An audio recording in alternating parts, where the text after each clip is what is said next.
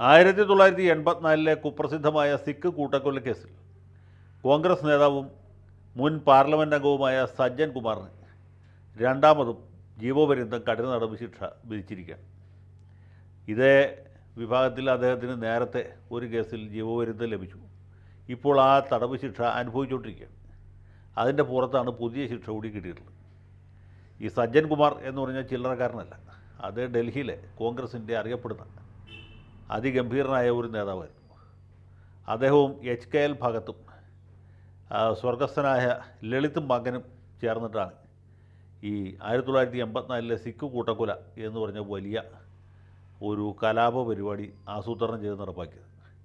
1984 October 31 ഇന്ദിരാഗാന്ധിയെ അവരുടെ അംഗരക്ഷകർ വെടിവെച്ച് കൊന്നു. ഈ വെടിവെച്ച അംഗരക്ഷകർ സിഖ് മതക്കാരായിരുന്നു. ഒരാൾ ബിയാം സിംഗ്, മറ്റേയാൾ സത്വന്ത് സിംഗ്.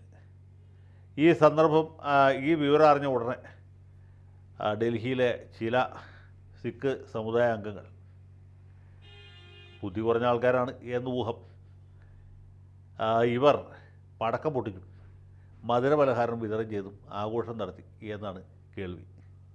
ഏതായാലും ഇത് കണ്ട അയൽവാസികളായ ഹിന്ദുക്കൾ അല്ലെങ്കിൽ മതേതരവാദികൾ കോപാകുലരായി.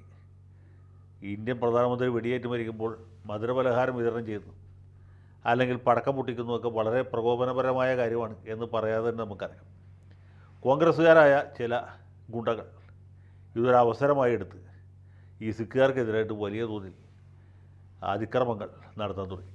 അതിന് നേതൃത്വം കൊടുത്തവരാണ് HKL ഭഗത്, ഡൽഹിയിലെ ഒരു മുതിർന്ന കോൺഗ്രസ് നേതാവായിരുന്നു. പിന്നെ അന്ന് ചെറുപ്പക്കാരായിരുന്ന ലളിതും മകൻ, അതുപോലെ തന്നെ സജ്ജൻ കുമാർ. ഇവരുടെ നേതൃത്വത്തിൽ ആൾക്കൂട്ടം ഈ സിഖുകാരുടെ കടകൾ ആക്രമിക്കുകയും കത്തിക്കുകയും, ഈ കച്ചവടക്കാരായ സിഖുകാരെ അതിൻ്റെ അകത്ത് തന്നെ ഇട്ട് കത്തിക്കുകയും, വീടുകളെ ആക്രമിക്കുകയും, സ്ത്രീകളെ മാനഭംഗപ്പെടുത്തുകയും, കുട്ടികളെ അടക്കം പൈശാചികമായ രീതിയിൽ കൊലപ്പെടുത്തിച്ചു. ആയിരക്കണക്കിന് ആളുകൾ കൊല്ലപ്പെട്ടു 2-3 ദിവസം കൊണ്ട്. ഡൽഹിയിൽ മാത്രമല്ല, വടക്കേ ഇന്ത്യയിലെ മറ്റ് പല നഗരങ്ങളിലേക്കും ഈ കലാപം പടർന്നു പിടിച്ചു.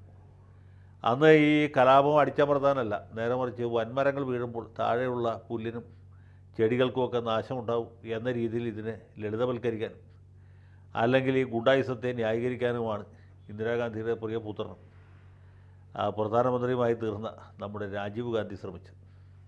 അപ്പോൾ ഇങ്ങനെ വലിയൊരു കലാപം നടത്തിയ പ്രതികളിൽ പ്രധാനപ്പെട്ട ഒരാളാണ് സജ്ജൻ കുമാർ.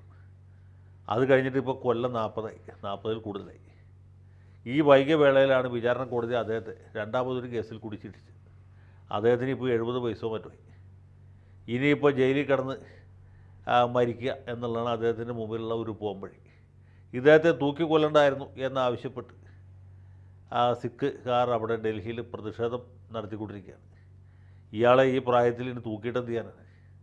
പ്രത്യേകിച്ച് ഒന്നും കിട്ടാനില്ല. ജീവപര്യന്തം കഠിനതടവാകുമ്പോൾ പുള്ളി തിഹാർ ജയിലിൽ ആ നിലത്ത് പായ വിരിച്ച് കിടന്നോളൂ. ഈ പ്രായത്തിൽ പുള്ളിക്ക് കിട്ടാവുന്നതിൽ വെച്ച് വലിയ ശിക്ഷ ജീവപര്യന്തമാണ്. ഇയാളെ തൂക്കിയിട്ട് പ്രത്യേകിച്ച് ഒന്നും കിട്ടാനില്ല. ഇത് പറയുമ്പോഴാണ് പുള്ളിയുടെ കൂട്ടുകാരനും ഈ സിഖ് കൂട്ടക്കൊലയുടെ ഒരു സൂത്രധാരനുമായിരുന്ന ലളിത് മകൻ്റെ കാര്യം ഓർമ്മ വരുന്നത്. ഈ ലളിത് മകൻ എന്ന് പറയുന്നത് ഇപ്പോഴത്തെ കോൺഗ്രസ് നേതാവായിരിക്കുന്ന അജയ് മകൻ്റെ അമ്മാവനോ മറ്റുമാണ്. ഇവർ കുടുംബക്കാരാണെന്നുള്ളത് നിസ്തർക്കമാണ്. ഒരുപക്ഷെ വല്യച്ഛനായിരിക്കാൻ സാധ്യതയുണ്ട്. ഈ മകൻ കൂട്ടക്കൊലയ്ക്ക് ഉത്തരവാദിയായിരുന്നു. അടുത്ത തെരഞ്ഞെടുപ്പിൽ പുള്ളി സൗത്ത് ഡൽഹി മണ്ഡലത്തിൽ മത്സരിച്ച് പാർലമെൻറ്റ് അംഗമായി 1984 അവസാനം നടന്ന തെരഞ്ഞെടുപ്പിൽ. പക്ഷേ കഷ്ടിച്ച് ഒരു കൊല്ലത്തിനകത്ത്, എനിക്ക് തോന്നുന്നു 6 മാസത്തിനകത്ത്, ഈ സിഖ് ഉഗ്രവാദികൾ അദ്ദേഹത്തിൻ്റെ ഔദ്യോഗിക വസതിയിൽ അതിക്രമിച്ച് കടന്ന് അദ്ദേഹത്തെയും ഭാര്യയെയും അവിടെ ഒരു വീട്ടുവേലക്കാരനെയും വെടിവെച്ച് മാരകമായിട്ട് പരിക്കേൽപ്പിക്കും. ഇവരെ ആശുപത്രിയിൽ വെച്ച് മരിച്ചു. ഈ ലളിത് മകൻ്റെ ഭാര്യ എന്ന് പറയുന്നത് പിൽക്കാലത്ത് ഇന്ത്യൻ പ്രസിഡൻ്റായി തീർന്ന ശങ്കർ ദയാൽ ശർമ്മയുടെ ഏക മകളായിരുന്നു. അങ്ങനെ ശങ്കർ ദയാൽ ശർമ്മയ്ക്ക് അദ്ദേഹത്തിൻ്റെ ഏക മകളെയും മകളുടെ ഭർത്താവിനെയും ഈ അതിക്രമത്തിൽ നഷ്ടപ്പെട്ടു. സിഖുകാരെ സംബന്ധിച്ചിടത്തോളം ഇയാളുടെ കാര്യത്തിലെങ്കിലും പ്രതികാരം നിർവഹിച്ചു അല്ലെങ്കിൽ നീതി നടപ്പാക്കി എന്ന് അവർക്ക് സമാധാനിക്കാൻ കഴിഞ്ഞു. സജ്ജൻ കുമാറിനെ അവർക്ക് പിടിക്കാൻ കിട്ടിയില്ല. അതുകൊണ്ട് അയാൾ ഇത്ര നാൾ നിയമത്തെ ധിക്കരിച്ച് നിയമവാഴ്ചയെ വെല്ലുവിളിച്ച് നെഞ്ചു വീഴ്ച നടന്നു. അതിനുശേഷം എത്ര സർക്കാരുകൾ വന്നു. രാജീവ് ഗാന്ധിയുടെ ഭരണം പോയി, VP സിംഗ് വന്നു, ചന്ദ്രശേഖർ വന്നു, നരസിംഹത്തിൻ്റെ ഭരണം ഉണ്ടായി. അത് കഴിഞ്ഞ് വാജ്പേയിയുടെ പല പല മന്ത്രിസഭകൾ വന്നു. ദേവഗൗഡ, ഗുജറാളൊക്കെ ഇടയ്ക്ക് വന്നു പോയി. മൻമോഹൻ സിംഗിൻ്റെ ഭരണമുണ്ടായി. ഇടക്കാലത്ത് മൻമോഹൻ സിംഗും സോണിയാഗാന്ധിയൊക്കെ സിഖ് കൂട്ടക്കൊലയ്ക്ക് കോൺഗ്രസ് പാർട്ടിയുടെ പേരിൽ ഈ സമുദായത്തോട് മാപ്പ് പറയുകയുണ്ടായി. അതുകൊണ്ടും മരിച്ചുപോയവർക്ക് പ്രത്യേകിച്ച് ഗുണമൊന്നും ഉണ്ടാകുന്നില്ല. ജീവിച്ചിരിക്കുന്ന അവരുടെ ബന്ധുക്കൾക്കും വിശേഷമൊന്നും ഉണ്ടായില്ല.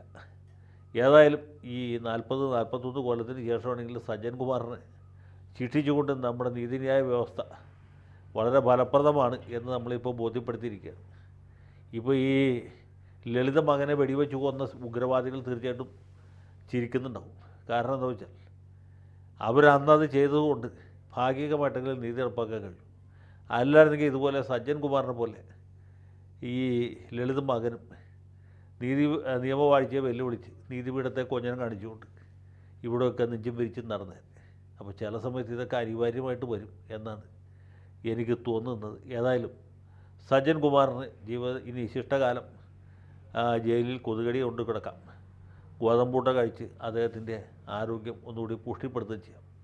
അദ്ദേഹത്തിനും അതുപോലെയുള്ള മറ്റ് ഉടായിപ്പുകാർക്കും സ്വസ്ഥമായ വിശ്രമ ജീവിതം ആശംസിക്കുന്നു.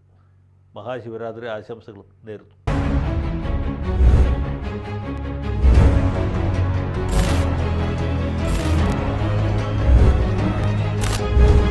കൂടുതൽ വാർത്തകളും വിശേഷങ്ങളും നിങ്ങളിലേക്ക് എത്താൻ ABC മലയാളം സബ്സ്ക്രൈബ് ചെയ്യുക, ബെൽ ബട്ടണും അമർത്തുക.